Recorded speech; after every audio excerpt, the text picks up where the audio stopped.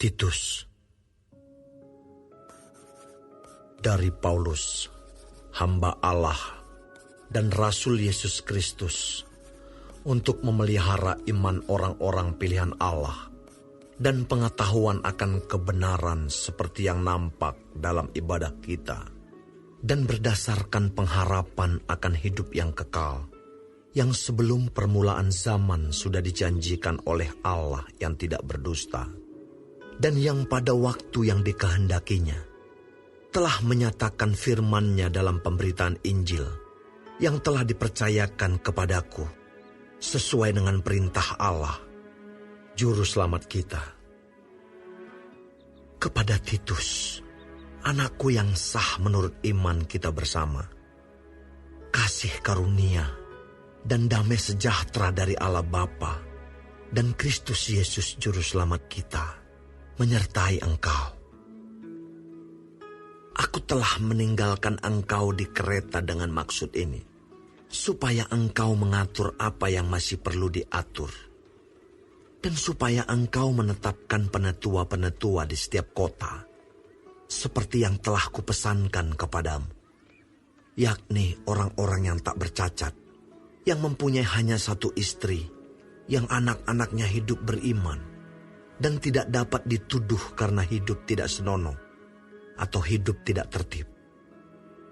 Sebab sebagai pengatur rumah Allah, seorang penilik jemaat harus tidak bercacat, tidak angkuh, bukan pemberang, bukan peminum, bukan pemarah, tidak serakah, melainkan suka memberi tumpangan, suka akan yang baik, bijaksana, adil, saleh, dapat menguasai diri, dan berpegang kepada perkataan yang benar, yang sesuai dengan ajaran yang sehat, supaya ia sanggup menasihati orang berdasarkan ajaran itu, dan sanggup meyakinkan penentang-penentangnya.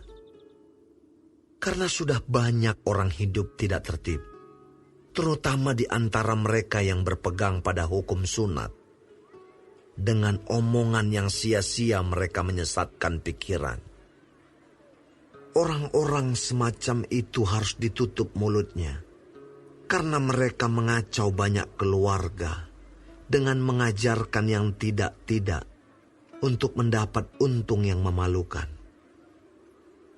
Seorang dari kalangan mereka, nabi mereka sendiri, pernah berkata, "Dasar orang Kreta pembohong, binatang buas, pelahap yang malas." Kesaksian itu benar. Karena itu tegurlah mereka dengan tegas, supaya mereka menjadi sehat dalam iman, dan tidak lagi mengindahkan dongeng-dongeng Yahudi dan hukum-hukum manusia yang berpaling dari kebenaran. Bagi orang suci semuanya suci, tetapi bagi orang najis dan bagi orang tidak beriman, suatu pun tidak ada yang suci, karena baik akal maupun suara hati mereka najis. Mereka mengaku mengenal Allah, tetapi dengan perbuatan mereka, mereka menyangkal Dia. Mereka keji dan durhaka, dan tidak sanggup berbuat sesuatu yang baik.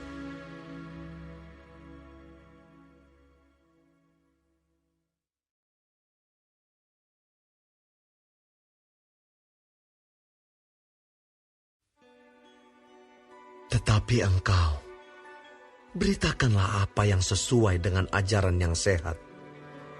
Laki-laki yang tua hendaklah hidup sederhana, terhormat, bijaksana, sehat dalam iman, dalam kasih, dan dalam ketekunan.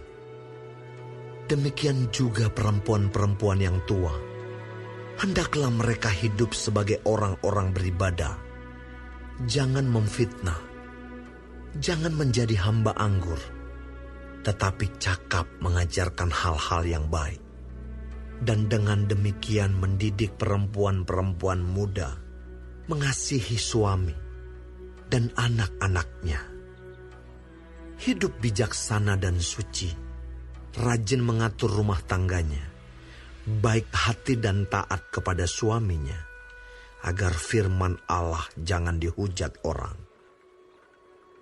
Demikian juga orang-orang muda, nasihatilah mereka, supaya mereka menguasai diri dalam segala hal, dan jadikanlah dirimu sendiri suatu teladan dalam berbuat baik. Hendaklah engkau jujur dan bersungguh-sungguh dalam pengajaranmu, sehat dan tidak bercela dalam pemberitaanmu, sehingga lawan menjadi malu, karena tidak ada hal-hal buruk yang dapat mereka sebarkan tentang kita. Hamba-hamba hendaklah taat kepada tuannya dalam segala hal, dan berkenan kepada mereka. Jangan membantah, jangan curang, tetapi hendaklah selalu tulus dan setia, supaya dengan demikian mereka dalam segala hal memuliakan ajaran Allah, Juru Selamat kita. Karena kasih karunia Allah yang menyelamatkan semua manusia sudah nyata.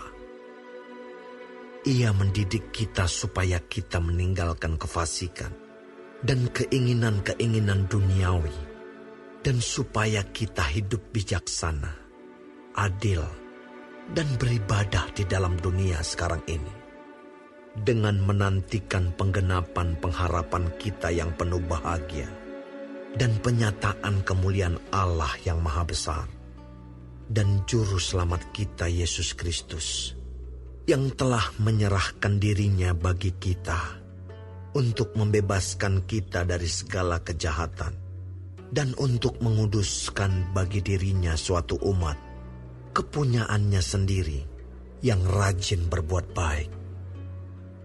Beritakanlah semuanya itu, nasihatilah dan yakinkanlah orang, dengan segala kewibawaanmu. Janganlah ada orang yang menganggap engkau rendah.